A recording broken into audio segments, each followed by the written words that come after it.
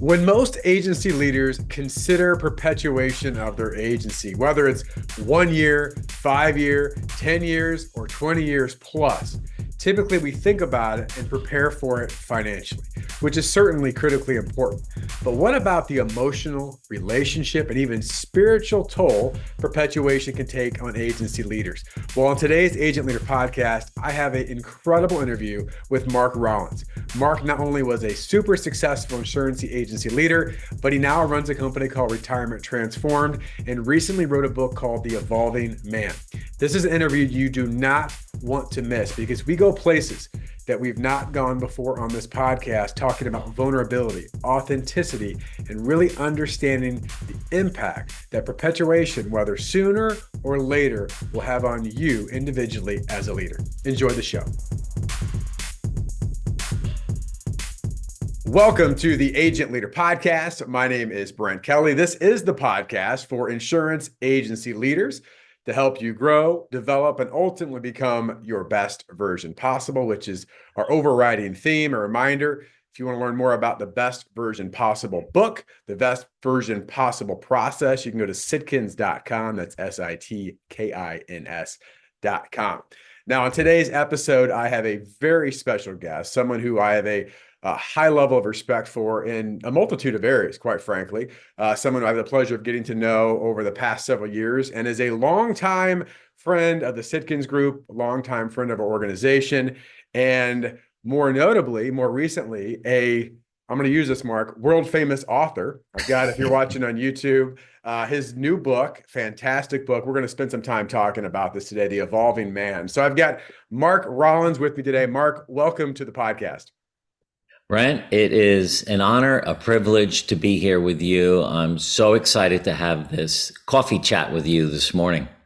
Yeah, and I told Mark, I tell all of our guests, I said, I really do want this to be like we're having a cup of coffee. And I've known Mark for a while now. And again, our organization and Roger Sitkins has known Mark for a while. There's some great stories, but I haven't talked to Mark for a while. So this really is a bit of a catch up for me as well. And, for the insurance agency leaders and to listen to this, a couple different things that are really going to jump out, and we'll see where this conversation goes. But Mark is a former, very successful insurance agency leader, and I want to talk to Mark a little bit about that and his experience, what he learned, also selling his agency, and then the transformation into his new career, his new company, and then of course the book, and really take a deeper look. And don't freak out here, listeners, but a deeper look into the emotional level. What's really going behind the curtain, so to speak, oftentimes, whether it's fears, doubts, concerns, you have it from any type of leader. So I'm really excited to have a different perspective, maybe than some other podcasts that we've had. So Mark, I would like to start off just to give some background so people get to know you better. Obviously, I mentioned you're an insurance agency leader in a prior life and spent a lot of time doing that. So if you could share with the audience your story from that perspective, and then we'll move forward. Sure. I am 67 years old. I am in a second marriage with Jody. We've been married 15 years. We have 6 kids between us. We're the modern day Brady Bunch. I have 3 sons and Jody has 3 daughters. And Jody also had a career in insurance working for Chubb. And we live on Marco Island, Florida. So it's certainly warm down there in the summer, but we do enjoy the lifestyle that has allowed us by being outside a lot. My business career started right out of college. I majored in insurance. I went to the University of Hartford and came into the family business. And I was the 3rd generation in the business. And working for my dad was interesting. When I came out of college, it was my dad. He had 3 partners and 6 legit secretaries with the pumped up hair, and they were smoking cigarettes, and they had their IBM typewriters, and we had no computers, no fax machines, just pads of paper, and rating was done out of books. So it started off really at a very manual type level.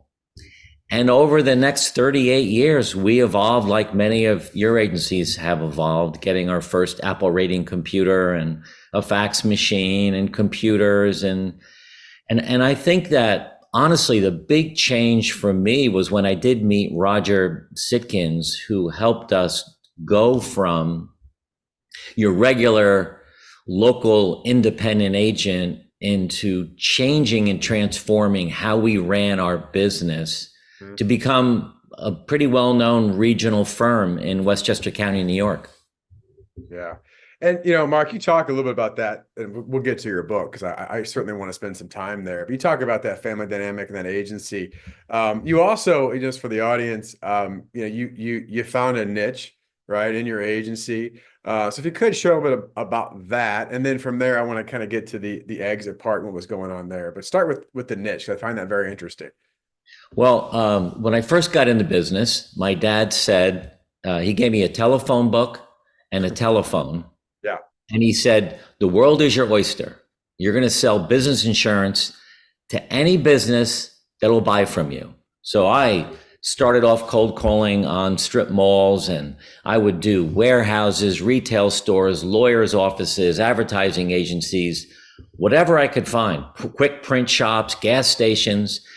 And it was just such a challenge for me mentally to constantly have to get into the head of a different type of business. And it wasn't until I actually decided to specialize in a niche, which for me was nonprofits. Mhm. And I just became all consumed with the business of nonprofits. I studied them. I read books about them. I researched them. I read tax returns. I interviewed people. What makes nonprofits tick? I joined all of the nonprofit membership organizations in my area, and I became, over a 15-year period, the go-to guy and the go-to company to insure your nonprofit. And we were so good at it, we were actually able to, I think you guys call it walk-away power, if you still have that, use that term, but being in a niche and really, really being in that niche, that is the best way to succeed and thrive as an independent agent, without a doubt.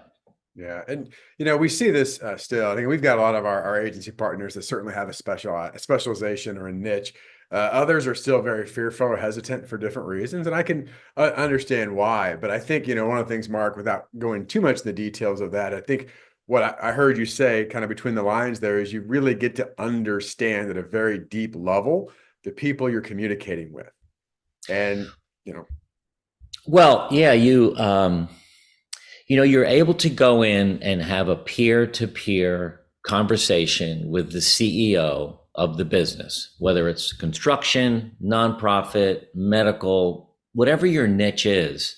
Mhm. You could talk to them about business, and you know what their big risks are, and you can talk about that. You're never really talking about insurance, and you become the true trusted advisor to help them put together an insurance program that meets their needs. When you are down in the trenches and you are getting 3 years of loss runs and you're copying the policies and you're hoping you're going to get the business, and you have 6 companies give you quotes, they're getting annoyed, they're getting frustrated, I'm getting frustrated, the client's frustrated, and you give them a quote and they're just going to give it to their current agent. So actually, for the last 15 years of my career, I was 100% broker of record letter, because I just did such a good job connecting with the CEO. And if we didn't connect, that was fine. I went on to the next one. But you're fooling yourself if you think that, copying policies and getting quotes is the way to go. You can do okay. Right? You can get by, Yeah. but that's not fun. Yeah, we talk all the time, Mark. This has been kind of a newer concept, I guess. I don't know how new of a concept, but we verbalize it more now. Is that so many agencies are getting good results. They're getting good results, but there's a trap. And I think what you're expressing is, yeah, you can get good results doing that. You can do okay. You can survive, but there's a deeper level. I do want to share, if you would, Mark, and again, whatever you want to share, it's up to you. But just kind of moving to the end of the exit, because I want to get into some of the thoughts around this. We always talk about this. You've heard Roger say this before, that eventually you're going to leave your business. We all are. Right. When, how, where, we don't know all those things yet. But from a perspective, when you took over the agency, give a size and scope of the agency, because I want to make sure the audience knows you were successful in this. You did really well. And then you left the business. So if you could kind of give a distinction of where you started, where you ended, and then I want to get into what happened in the exit. How did that all transpire? Sure. I have to think back because it was a while ago, but when my dad turned 65, Chuck and I bought the agency from him. And at that time, we had 3 offices, we Hmm. had 55 employees, we had $3 million of revenue at a 10% profit margin, and 6,500 customers. Hmm. So, it was a good sized firm if you're measuring it by head count. Hmm. But over the next 15 years, Chuck and I took that from 3 offices to one, Hmm. 55 people to 25 people, 6,000 clients to 2,000 clients, 3 million in revenue to 6 million in revenue, and a 10% profit margin to a 35% profit margin.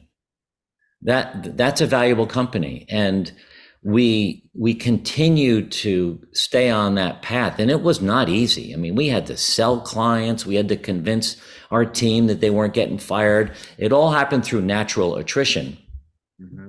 but we started to run the company like we wanted to sell it, Hmm. and we did that for 10 years. And then we started, as we turned 50, like, when are we going to do it? Our kids weren't coming in. We weren't going to sell it internally. It was going to be an external perpetuation. So we dipped our toe in the water one year and started that process.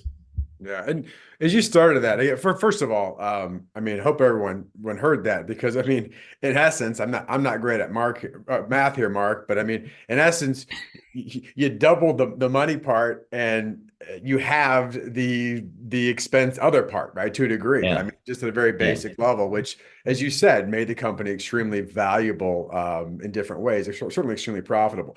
So here's what I want to maybe turn the page a little bit because I think this is where it's been really unique speaking with you, Mark, obviously with this vision, because you've talked to me, and this has been a while back, but about just the story of your dad. And okay, now I'm getting to the point where I can sell this business and it will be very profitable. It's going to be financially great.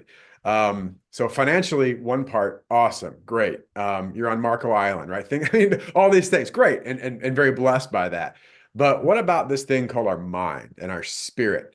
And I think, I know, Mark, when I talk to agency leaders, again, I have some that go, oh, I'm never going to sell. Well, eventually you will. Others that say, hey, I plan to sell in 3 years. And again, there's the financial side, and we help agencies with that as form of processes and behaviors and strategies and alignment and all these things. But then they sell, and it's like, now what? So I'd like if you could, again, everyone's got their own story, but if you could maybe share, Mark, your story of what was going through your mind outside of financially, but just again, spiritually, emotionally, whatever, and then what you did to begin to prepare for this next phase of your life. Well, it's a great question. And it's a question that many people struggle with, particularly if you're an entrepreneur and you're identified as the CEO of the Rollins agency, in my case, or like my dad was. But when you leave that and go into retirement, and hopefully you're financially secure, so that's not a problem. Retirement can kill you. Mm. It killed my dad when he was 65 and he left.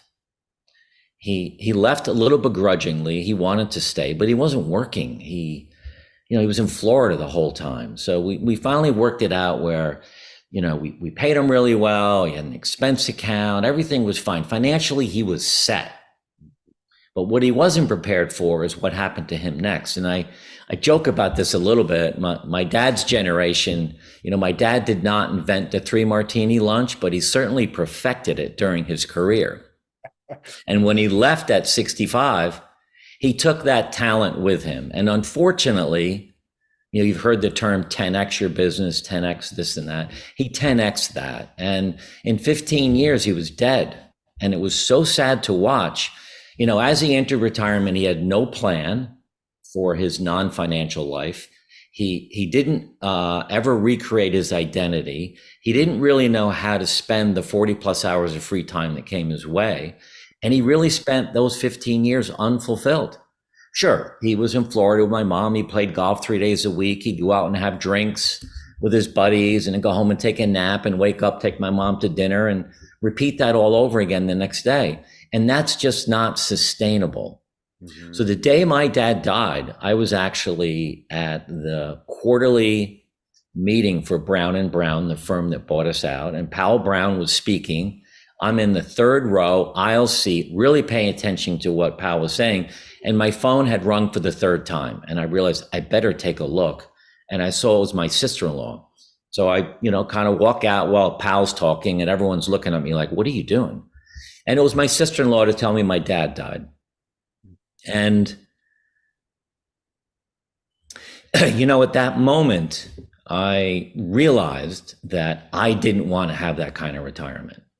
And I called Jody and we talked about it, and I flew home that day and we had the funeral and everything. But that was a real rude awakening for me to realize that is not a good plan for retirement, to sit back, take it easy, enjoy the fruits of your labor and do nothing. And that's what my dad did. And Jody and I have now created a business to help people make sure that doesn't happen. Yeah, and I want you to talk about that because, again, I mean, the story you shared there, Mark, obviously, I understand the emotion, the sadness there to see that someone you love, that, that transpires. And, I think it's really interesting and exciting from this standpoint of to watch you and Jody create a business that addresses a problem that many people don't even know that's a problem or even think about it. So if you would, again, I just, plug away on what you guys do, because what you do matters. It really does. And I can see that with people you work with. But tell about the creation of the company with you and your wife, what you do, whatever you want to share about it, because it's important stuff. Sure. Well, like I said, retirement can kill you. And Jody and I actually, even after my dad died and we had that wake up call, ended up going down a pretty slippery slope. So we sold to Brown and Brown in 2013. I thought I would stay for 10 years or more. But after 3 years of using their money to buy agencies, I kind of got burned out. We went from 25 employees to 80 in 5 years. And that was a lot of work, 6 million in revenue to 18 million in revenue. So the idea of staying on, it works for a lot of people. I have a lot of my peers are still working. They're 70 years old and they love it. That's great. But I got burned out and I stepped down from becoming the office leader after 3 years. And that's when I got into trouble. I remember the first day, that first Monday, I walked into the office and the weekly leadership team meeting that I ran for 38 years was taking place and I wasn't even invited. So I went through this whole process of who am I now? What am I going to do? Clients weren't calling me. There was no line out my door. So I started coming into work late, like 10 o'clock and going home at 2 o'clock because I had nothing to do. And I remember this one day, I opened a bottle of wine at 2 o'clock, my favorite Pinot Noir, Belle Gloss, and I poured myself a glass and I turned on the TV like I did every day. And I had fallen in love with daytime TV. I was watching Ellen and Oprah and all of these shows. And then I'd fall asleep. Jody was still working. She'd come back home like 5 o'clock, walk in the door saying, "What's up? How was your day?" And I would lie to her and say, "Oh, it was great. I had a sales call. I closed a case." It was all BS. But I got myself in trouble. So we both became semi-retired at the same time in 2017. And we started to do what we thought we wanted to do, which was to travel the world, have a lot of fun. We found ourselves gaining weight, having a hangover every single day, feeling unhealthy, eating like crap, and not being happy. So we pivoted and we really started to work on our physical wellness, our mental wellness, the relationships, because you lose a lot of relationships when you retire, creating new relationships. We worked on our marriage, and then we worked on this component we call wisdom sharing, where you actually start to give back. People started to notice the change, and they said to us, "What are you guys doing? You look great, you sound great, you're happier. What's going on? Can you help us?" So we started a company called Retirement Transformed, and we created online courses. We did one-on-one coaching, and then ultimately created a YouTube channel about 3 years ago. And it's just been an unbelievable journey for us. Yeah, it's again, I admittedly told you, Mark, like I see the stuff you do. I don't see everything because I'm running my own business and kids and all of that. But from a distant perspective, it really has been fascinating and intriguing to watch your videos, your growth, your engagement. And I would, anybody, again, whether you're retired, thinking about retirement, or even like me, probably a long way from there. Go check out what they're doing at Retirement Transform because it's really compelling. And I think, Mark, the thing that you shared, and these are maybe a bit cliche words, but they're important words. You talked about identity, and I think about purpose. Right, and I can see myself already. I mean, just from a perspective of being a bit younger, I'm 46. But how much of my identity and purpose is driven in what I do every day at the Sitkins Group, which, by the way, I appreciate and I'm happy about. But I'm wondering if you strip that away, if I'm not careful over the years, what happens? So I think it's a really interesting. I know that agency leaders, because you're in the middle of these fires all the day, every day. And like you said, Mark, these relationships we have are often built through relationships with our clients and our colleagues and the community. And all of a sudden that's all gone. And you go, gosh, who am I? What am I trying to accomplish next? And by the way, I just got to give a shout out because I love Mark does a great job in social media with videos. I don't always comment, Mark, but you inspire me where I see Mark up at whatever it is, 5 or 6 in the morning doing his workout, talking about why he's doing a workout. I'm going, here's a guy that doesn't have to do any of this stuff. But he's doing it. So I don't know if I even had a question there. Other than I just wanted Well, to comment on that. I think I think I'm going to say something. You said I get up at 5 o'clock and I go to the gym and watch the sunrise and I journal and I meditate. And you said, I don't even have to do that. Hmm. Well, I think you do have to do that, and that's a big pivot, and the strength that I'm having and the courage that I'm having to let people know you don't have to get up at 5 o'clock, Hmm. but you do have to get up when you're retired at the same time every day and Hmm. have some kind of routine Hmm. that sets you up for the day. You cannot get up, mope downstairs, turn the TV on, have coffee and breakfast and watch TV for 3 hours. You cannot do that. I'm telling you, it's premature death coming knocking on your door. Because I tried it and it Hmm. doesn't work. It just doesn't work. And I see it time and time again. But I want to back up to identity too, because when I think back on all the networking functions I went to, and the 38 years of my career, when I would meet somebody, they would say, "Tell me a little bit about yourself." Well, I'm CEO of an insurance agency. I'm fourth generation. We've done this, we've done that, we've bought companies and this and that. I never introduced myself as a husband or a dad of three or someone who likes to play golf. That all came out after.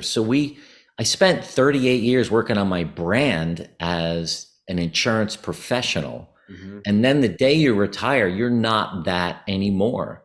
Hmm. And my dad used to always have this saying, I used to be this, I used to do that, I used to go to Rotary, I used to do this, but he never created the new. I think back now in my 38-year career, Brent, and it was 100% training to prepare me for what I'm doing now. I had no idea at the time, Love it. but I have let myself open up and be vulnerable and be honest and clean up my regrets Hmm. and say, you know what?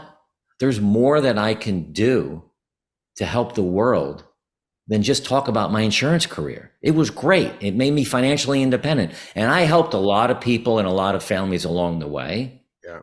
That was practice for this. Yeah. Man, okay, so there are a lot of places to go there, and I want to make sure I'm careful on how I do this because we could go a lot of different paths here. But um, I think one thing you hit me, Mark, and that you shared there that hit me, and this kind of Dan Sullivan talks about always make your future brighter than your past and those kind of things. But it's interesting already in my mid 40s, I'll have conversations with people I haven't seen for a while, and you think about the percentage of the conversation is, oh, do you remember when? Right? Or wasn't that cool?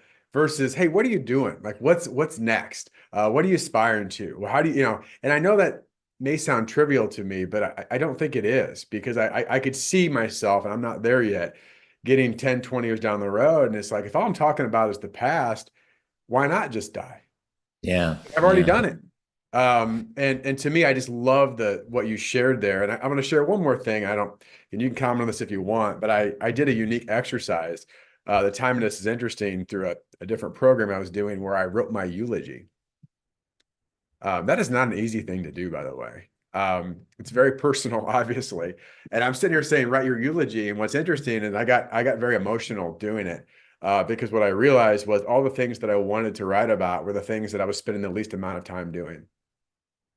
Now that happens in career, right? But I think about my wife and my family and all these kind of things, and I'm like, is that going to be my eulogy? I did this and helped this many clients. Like, you're dead. Nobody cares. That's important. It's part of the story, but it's not the story. So I just want to share that as you were because it hit me as I was doing it. I'm like, wow, what am I trying to do? So I don't know if you have any comments on that, Mark, but I do. I have a lot of comments. Do we have another 2 hours? let's go. Let's do it.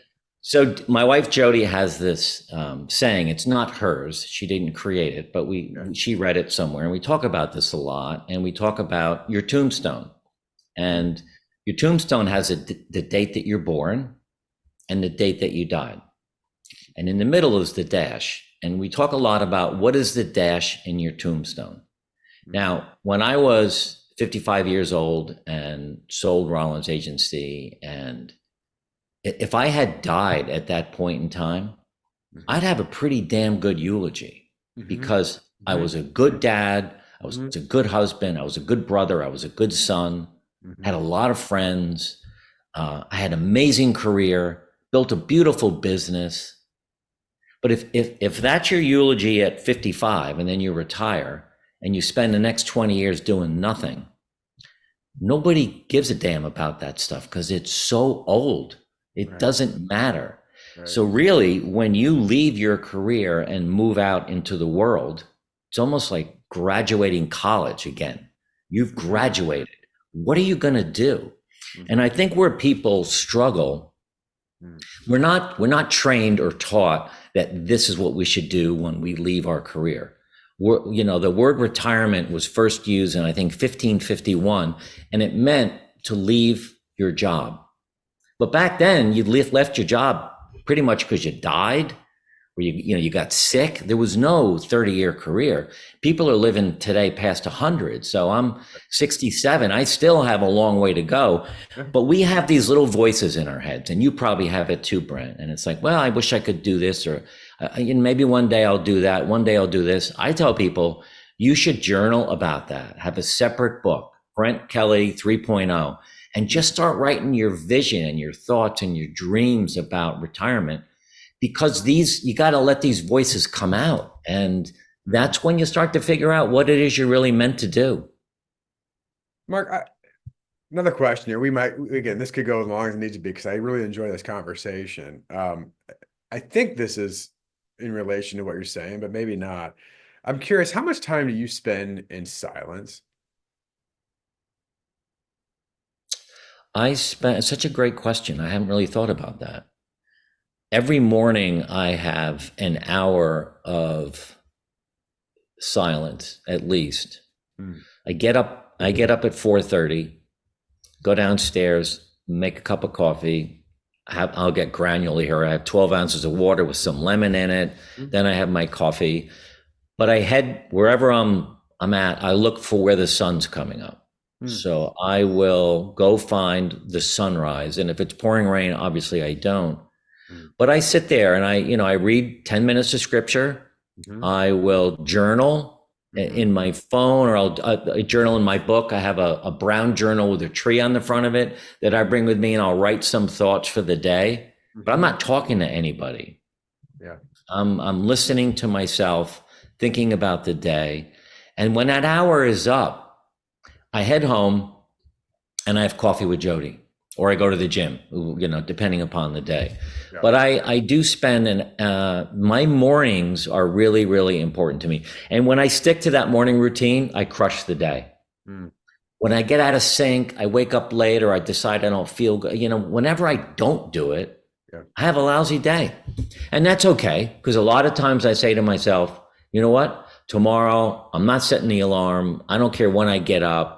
I'm not going to go to the gym. I'm not going to journal. I do it on purpose, and then Yeah. it's okay.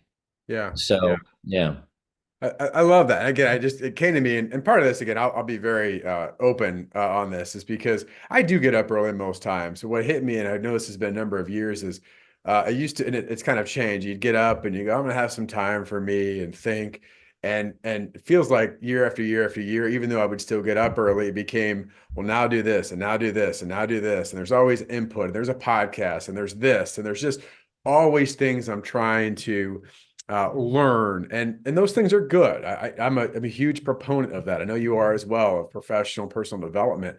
But to sit still in your own thought, and you mentioned journal, and to dream a little bit and to think a little bit. And I think here's something that this maybe lead into the book discussion, because I took a lot of this from your book, is to be really honest with yourself.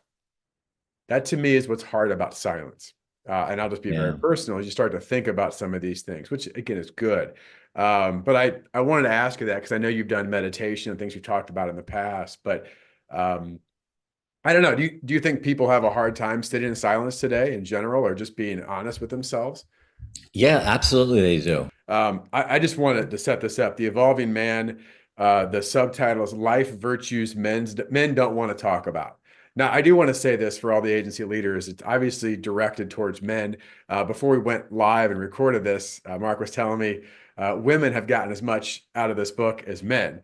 So it really is for men or women, but obviously it's directed towards men. Life Virtues Men Don't Talk About. And I think about, I'll set this up my way and you can take it from here, Mark. I don't know if this is if I saw it was a comedy skit or whatever. I think it was a comedian. And he's talking about playing golf with his buddy for 4.5 hours or whatever. It's 5 hours. And she's like, oh, well, how's he doing here? And, how's he doing after this divorce and whatever. He's like, I don't know.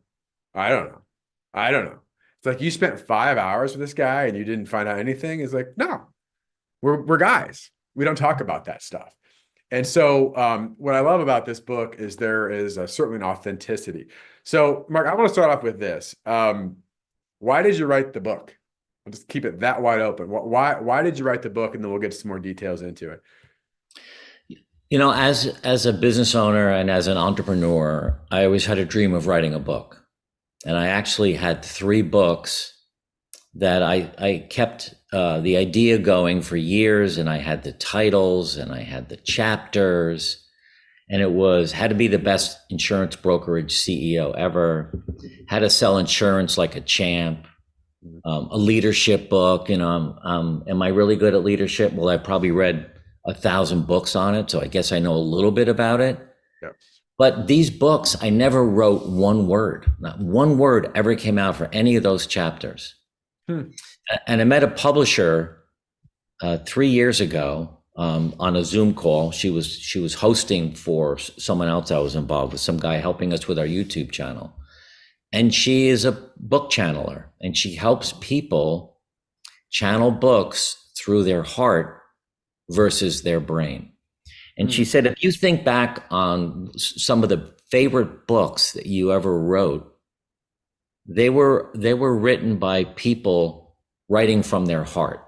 When you read a real heavy business book, like I'm just trying to think of some of the books I read, even Good to Great book, but it's heavy to read. You got to pause and stop and think.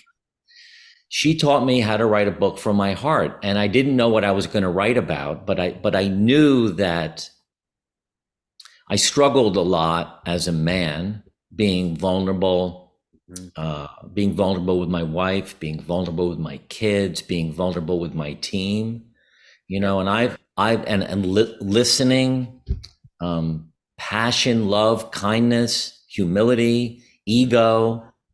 What's my legacy going to look like? All of these things that I didn't pay attention to and didn't really do a good job at. So as I started writing, it just started to build itself. And this channeler, Kira Brinton, who's amazing, when we started talking about the book, she said, I picture you, because, as a caring guy, and I picture you holding men gently in your hands and lifting them into an ark where you are now going to take care of them and teach them and nurture them. Some other vision she had, she said, you are at the riverside and you're at the best fishing spot ever. Mm-hmm. And you're not keeping that a secret. Mm. You're bringing all your friends. Say, I know where we can catch the most fish. Come with me. We'll do it together. So all of this was coming out. And then the book was born and I just started writing. And I'll tell you, when I was writing this book, I'd go back 2 weeks later and read something I wrote. I don't even remember writing it. It was an incredible experience, and Right. it was just amazing. And people say now it's easy to read, and it's heartfelt, and it's not too heavy. So Yeah. yeah. Yeah, it is. I mean, it is easy to read in the sense of I can sense that. It's just you're telling a story from your heart, right? I mean, we say a conversation from your heart, and it certainly comes out. What's interesting here, and again, it talks about life virtues. You talk about 12 life virtues, and obviously this podcast, I'm not going to ask you or what I to go through all 12 of them, but I do want to read them to the audience because I think they're things again that I think most leaders in many cases, I shouldn't maybe say most, but I think many leaders just kind of take for granted or really don't put a lot of thought and time. So you talk about listening, vulnerability, humility, forgiveness, regrets, relationships, gratitude, ego, compassion and empathy, curiosity and learning, and kindness and generosity. And I don't know if this is a fair question. I didn't prep you for it, but which of those virtues, and again, I don't know there has to be a pecking order. That's probably not fair because they're all extremely important. Which one of those virtues, as you were writing them, had the greatest impact on you, or maybe open your eyes in different ways you didn't expect? Well, I will say that the first two chapters are there in the beginning because they are the two most important to me. And Okay. one is listening, Mm-hmm. and the second one is vulnerability. And I think the vulnerability one chapter, the vulnerability topic, is critically important, particularly for men. And I think that if you can learn to start sharing your feelings with other men, or your wife or your husband, whoever it might be, all of a sudden now your relationships go to a different level, and they deepen and they strengthen, and they allow you a safe place to talk about the things that are on your mind, whereas otherwise you have no one to talk to. And to go through life not being able to share what's on your mind or how you feel or what you're struggling with, it's a dark, lonely place. You know, the largest group of people, the largest population of people in the United States that have successful suicides are men over the age of 65. Wow. Now, I have no science behind what I'm about to say, but I believe going through life in this dark place where you can't talk to people, Mm-hmm. encourages that. I mean, it's just, I am so much better now at letting Jody know how I feel, how I feel about something she did, that disturbed me. I'm this kind of person that doesn't want to say anything to hurt someone else's feelings, Yep. but I'm not hurting her feelings. She says, if you're not truthful with people about how you feel or how they're doing, you're cheating them of learning the truth. So this is an ever evolving thing for me in my life, is vulnerability. I mean, I just keep studying it and reading about it more and learning about it more, because it's a very healthy change in our life to be able to become more vulnerable. Yeah. Agreed, 100%. I mean, it's something I'm learning. I mean, I'd be very transparent. I struggle with that. I'm learning that. Even reading your book, Mark. I mean, I'm like, oh gosh, it opened my eyes to stuff. And why am I not having that conversation? And certainly, I think this is true, professionally and personally with leaders. I'm not going to share that because it makes me look weak or that I'm not perfect. Well, guess what? None of us are. Right. But you're right. I think the key to that is that listen, in my sense, when I've been able to be somewhat vulnerable with people, it's amazing the depth of the relationship and the honesty that starts to come forth on that, which is healthy. It's healthy. And I think, the flip side of that is you're right. It just everything keeps within. At some point, it pops. Well, it goes back to your story where you teed this up about the two guys playing golf for 4.5 hours, and what did you learn about that guy? Yeah. Nothing. Well, why would I want to do that? So it's funny because as I'm getting older, again, I'm 67 and I'm getting more spiritual. I'm thinking more about my legacy. I'm thinking more about how I can help others. But I also want to meet people that want to be more open and honest and vulnerable, because those are the deep relationships that you can take with you through the rest of your life. It's funny, I've reconnected with 4 high school friends who I haven't seen in 40 years. They're in the state of Washington, Virginia, um, Westchester County, New York, and where's the other one? California. Mm. And I just found them, called them. The 4 of us are now like having Zoom calls and stuff. And I haven't seen him in 40 years, but we had this time in our life when we were 12 years old to 20. That's huge growth for a young man. And we made a lot of mistakes. We got in trouble. We Yeah. got chased by the police. Our parents were woken up in the middle of the night. Your son's been drinking and driving, and all of this growth stuff Yeah. that I can talk to these guys about anything, and it's so safe. And they're not gonna like put it on social media. It's nice to have people like that in your life. It's important to have people like that in your life. Yeah, that's so fascinating. It's really cool. I love to hear that. All right, Mark, I'll try to put a bit of a bow on this with our time. I told you we'd be 30, 40 minutes, but I could, maybe we'll do part two, or Love something to. like this, right, of the Mm. conversation. But I've got a couple questions I want to ask you. And one would be, and I know this could go a lot of directions, so take it wherever you want. But if you had an insurance agency leader, and I'm sure this happens to you still time to time, and they say, Mark, of all the things you've learned and unpacked over the years, and you could give me a piece of advice you think would be most beneficial to me, um, what would that be? Well, on the business side of things, Let's I start would with say, go start the business side. yeah, on the business side of things, run your business like you want to sell it Hmm. all the time.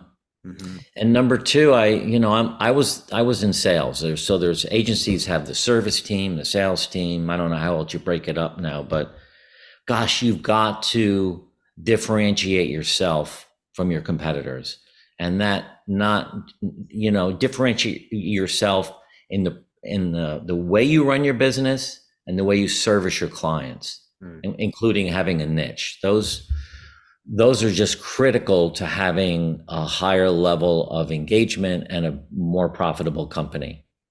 Yeah. So let me ask them again. You could take this wherever you want it. It's a question I ask any guest. And so obviously, you starting off your professional career, the young Mark Rollins, you were getting the insurance business, but there's a lot of life around that, right? So let's say that you're walking down the street later. This is a weird question, but you're walking down the street, and there is the starting off his career version of Mark Rollins. So whatever age, I mean, you could be in your 20s, whatever, but you're a young professional just getting started. And the younger version of you looks at the version today and says, listen, we've only got 30 seconds here. What's the one thing you want to tell me to help me be whatever it is, most successful I can in my life? I think you have to be able to rethink all the time on what it is you're doing and why you're doing it. There's a great book called Think Again by Adam Grant. Mm, It's the most fascinating book that I've ever read, mm, and it teaches you to learn. It teaches you to unlearn what you know, to learn it another way, to have an open mind, to be able to be open to suggestions and criticism and coaching. And that is really important. Instead of just going through life saying, I know how to do it, doing it the same way my dad did it. This is the way we're going to do it. We're not doing any new fancy stuff. No, you've got to have the ability to adapt. And mm. humans are the best species on the planet at adapting. So we have to be able to adapt as we grow in our career. Fascinating. And again, that's I always tell people there's obviously no wrong answer to that. It's a fantastic perspective, Mark. It hit me, and I don't know if I heard this from Jim Rohn or another mentor or someone out there, but you always talked about being insanely curious. And I Yeah. think as you said that, that kind of hit me on this. And I know there are many days and weeks where I just get into the thing and I do the thing and the thing and right. Oh, this is what I know how to do this and this. And you take a step back and go, what if I was insanely curious? Like, why am I doing that? Why do I think that way? Why do I feel that way? Obviously, you still got to run your life, but it's amazing when I have been able to do that and I'm learning how to do it better, the nuances and the depth and the different ways that I view things, which is super important. So I highly appreciate that answer. All right, Mark, here's the plug. I want to make sure people can find you both in your business that you and Jody run, and then where people can get the book. So tell us more about where people can find you and how to best find you for Retirement Transformed. And then, of course, the Evolving Man book. Well, there's two websites. One is markrollins.com. The other one is Retirement Transformed. Markrollins.com is more about me and my book. So I'd love to have you buy it. It's on Amazon, The Evolving Man. It's easy to get. If you buy it and read it, do me a huge favor and put a written review on Amazon. As far as Retirement Transformed, the best place to start is our YouTube channel, which is on Retirement Transformed on YouTube. We just are close to 50,000 subscribers. Wow. And on Monday went over 4 million views of our videos. So it's very popular. It's doing really well. And there's a lot of great information in there on what to do in this phase of life so that you thrive. And Mark, don't take any offense to this. When you're on the video, you're great, but your wife, Jody's way better. I know. I don't take offense. 1 and 1 equals 12 when Jody's at my side. I did okay today, but if Jody was here, it would have been better. I've obviously given you a hard time. No, I mean, you two together, I mean, there's just a natural chemistry and enjoyment. Like there's so much knowledge and depth to it, but it's fun. And you guys have great personalities. So I wanted to share that. Thanks, Mark, so much for doing this. I said, maybe we'll do a part 2. I'd love to maybe find some different areas and go deeper. I know that the listeners are going to get great value from what you shared. Again, it's a different perspective in some ways that oftentimes we don't think about. Also, as a reminder to the audience, if you want to learn more about what we do at the Sitkins Group, work with insurance agencies, if you want to be like Mark in some ways, you go to sitkins.com to learn more about us. And obviously, if you want to set up a call with us and we do a assessment for your agency, we'll qualify this first, but get to know more about your agency. There's no cost to this. There's no obligation other than some of your time. Go to sitkins.com/book a call. So just go to sitkins.com/book a call. We'll let have a conversation with you and your agency leadership team. So Mark, any final things before we officially depart here? No, what I would say to everyone who's listening to this, you included, no matter how old or how young you are, is that I want you to really think about life after insurance, because there is one. There can be one if you want. It's an amazing time to grow and prosper as a human being, and you got to be able to move every single day so that you live longer and healthier, and nutrition, mindfulness, and all of that, and give back. Figure out something that you can do to give back, whether it's volunteering or writing a book or whatever, that's going to give you fulfillment like you had during your career. So I wish you all well, and it was such a pleasure to be on here with you today. Yeah, thank you, Mark, so much. Appreciate it. And with that, all the best in your success. Thanks for listening. The Agent Leader Podcast is brought to you by the fine folks of the Rough Notes Company. They are publishers of the insurance industry's leading magazine and technical insurance content. Rough Notes magazine profiles successful agencies plus keen insights from respected experts on a host of must-know topics. Rough Notes Advantage Plus provides the tools to help your agency grow, providing authoritative information on complex coverage issues. Visit them and learn more at roughnotes.com.